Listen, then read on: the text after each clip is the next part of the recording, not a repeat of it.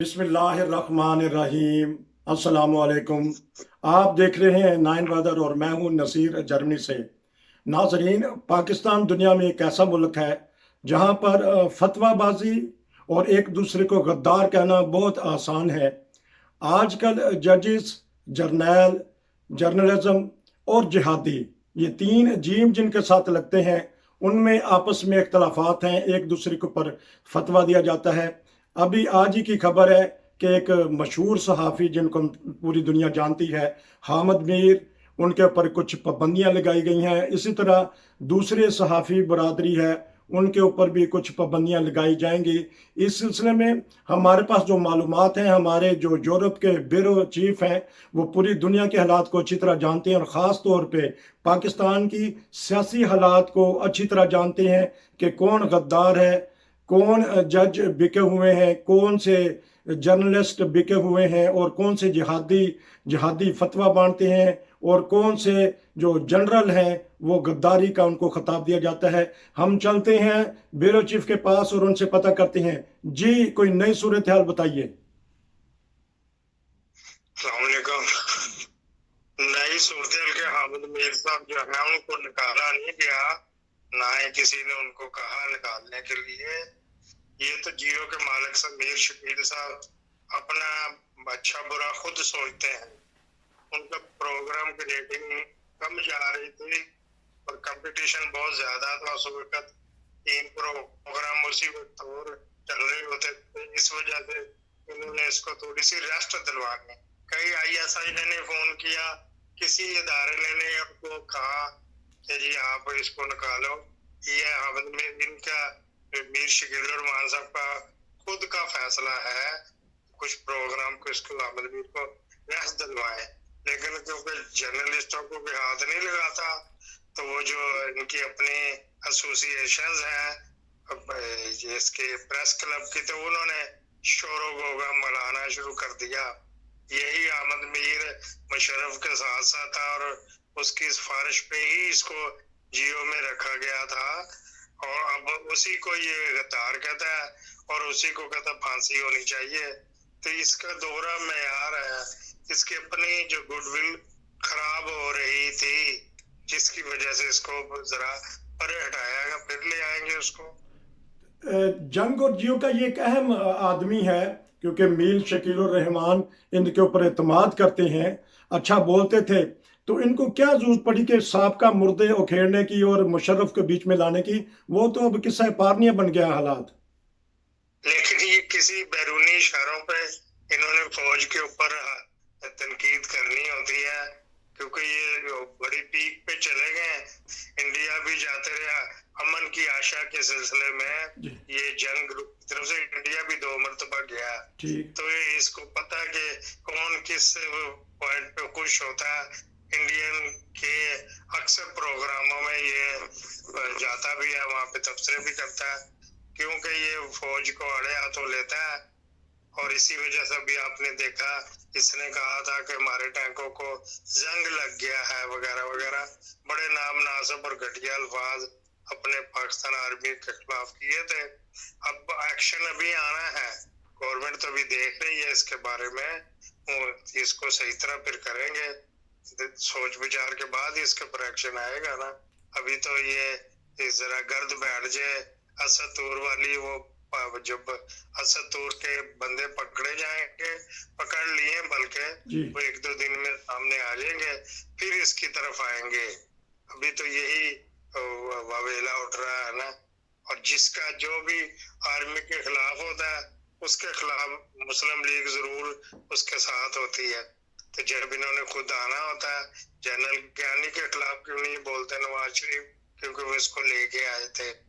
तो ये इस तरह की सूरत हाल है, कोई ऐसा किसी इदारे ने नहीं उनको निकलवाया। ये सोशल मीडिया पे जो चल रहा है, फिर ये बदनामी कर रहे हैं ISI के, उन्होंने इसको निकलवाया। प्रोग्राम की रेटिंग बड़ी डाउन हो गई थी, वो इतना है उसकी इतनी सैलरी तो उसको देते थे। अभी तो उसने हैरान रह गया था साबिक जज साकिब निसार कि इसको 40 लाख रुपए आप देते हैं, जबकि वो कहता मैं 8 लाख लेता हूँ, तो ये 40 लाख की चीज का लेता है, तो फिर इधर उधर से पूरे करते हैं। तो ये इस सहाफ़ी बरादरी भी आपस में बटी हुई है पाकिस्तान में? हाँ जी, सहाफ़ी बरादरी बटी हुई है, लेकिन जिनको नवाज शरीफ ने मैनेज किया हुआ वो तो उसी की तरफ, अहमद मीर की तरफ है ना। जी। और जो दूसरे हैं जो न्यूट्रल हैं वो जो अपना सच कहते हैं, होंगे उसमें भी कोई मिलिट्री एस्टेब्लिशमेंट को भी सपोर्ट करने वाले, लेकिन आमतौर पे सहाफ़ी बरादरी बटी हुई है 2 या 3 ग्रुपों में।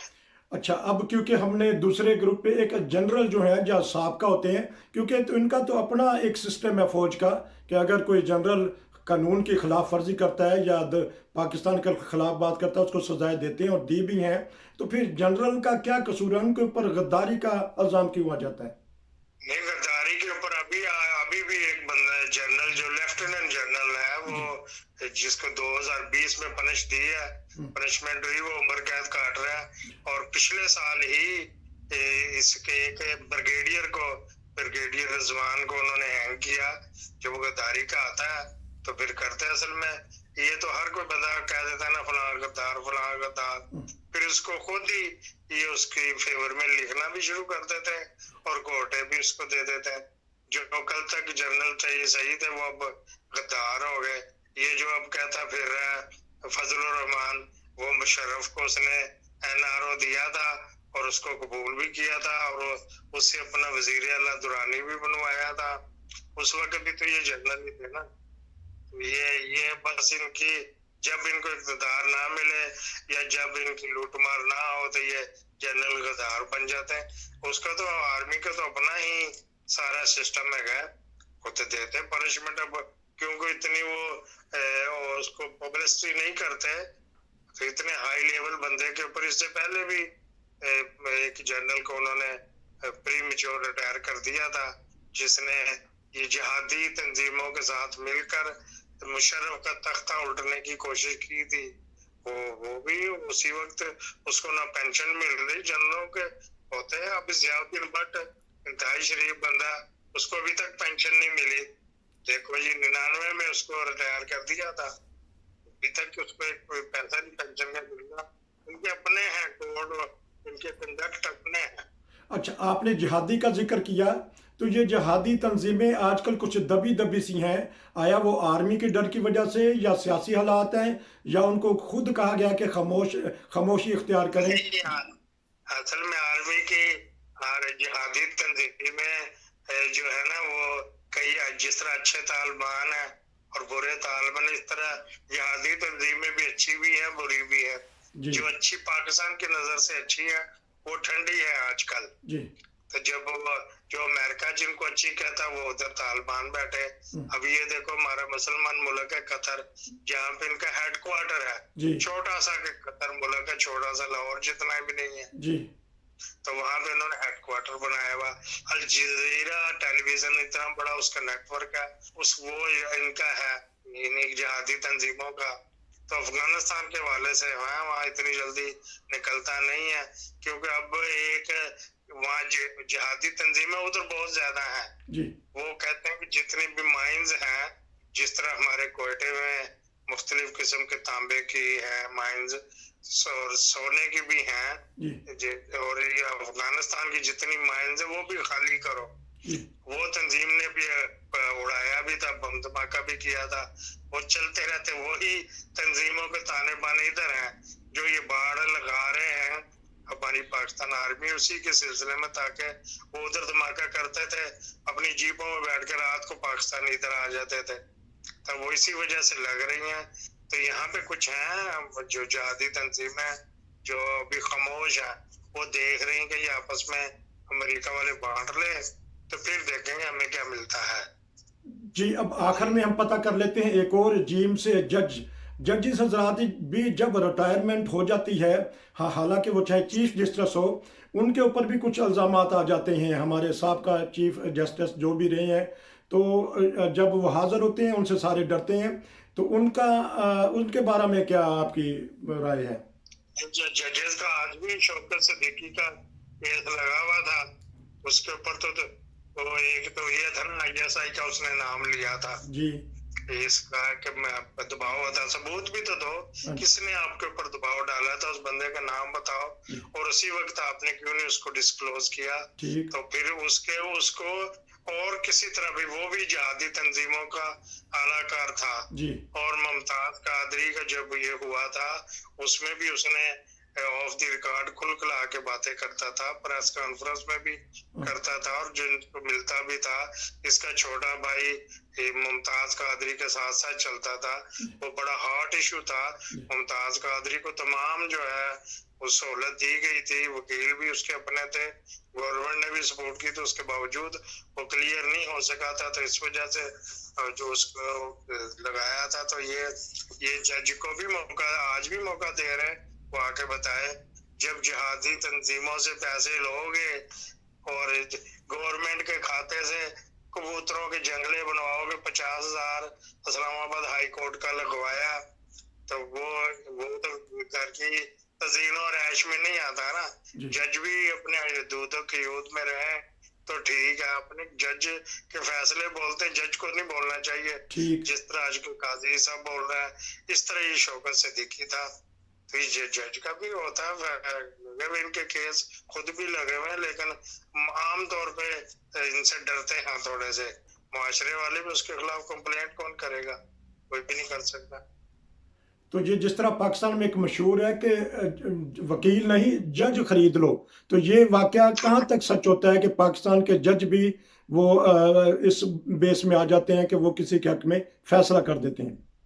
ये नवाज शरीफ के बारे में है कि वकील जज अच्छा जज कर लो अच्छे वकील की निस्बत। वो पहले उसकी आप यारी करते हैं ना, उसको पहले अपॉइंट करते हैं, इंटरव्यू करते हैं। जिस तरह लाहौर का मशहूर जमाना जो है नजफी साहब है, उन्हीं के फेवर करते हैं। और शहजाद मलक जो भांजा है शायद खाकान अब्बासी का, अब इन्होंने अपने आप यारी की हुई। और आयशा मलक है, इस तरह करके कितने और भी जज हैं जिनके ऊपर अब 16 जज इसने भर्ती की। मौजूदा चीफ जस्टिस ने कासिम खान है, 1 महीना तेरा रिटायरमेंट में रह गया, सिर्फ एक पीटीआई का इसने भर्ती किया, बाकी सारे मुस्लिम लीग की फेवर वाले कर दिए या उनकी चैम्बर में। मसलन सारी जिंदगी इसने मुखालफत की है ISI की, शेख अकरम ने उसके बेटे को भी जज अपॉइंट कर दिया। और भी इस तरह की कितनी मिसालें हैं। तो ये जो इस वजह से उनकी जब यारी करेंगे तो फिर उनकी फेवर ही करेंगे ना। तो हम जब वहाँ पे सुन रहे होते दोनों ग्रुपों को, उसी वक्त डंडी बज जाती है।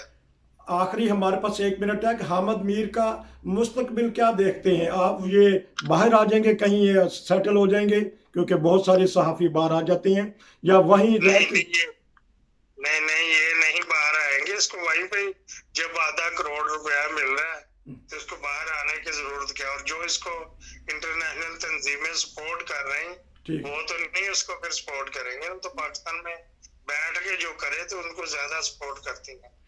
और ये बाहर नहीं आएगा, वो तो छोटे मोटे होते हैं, बुखारी हो गया, बुराया हो गया, और भी जी असतूर भी बाहर ही जाएगा कि इसी बेस के ऊपर जल्दी। तो ये इतनी नहीं होती, ये वही रहेगा। नाजरीन, ये थे बर्निंग पॉइंट पाकिस्तान के जर्नलिज्म, जिहादी, जनरल और जजेस के बारे में।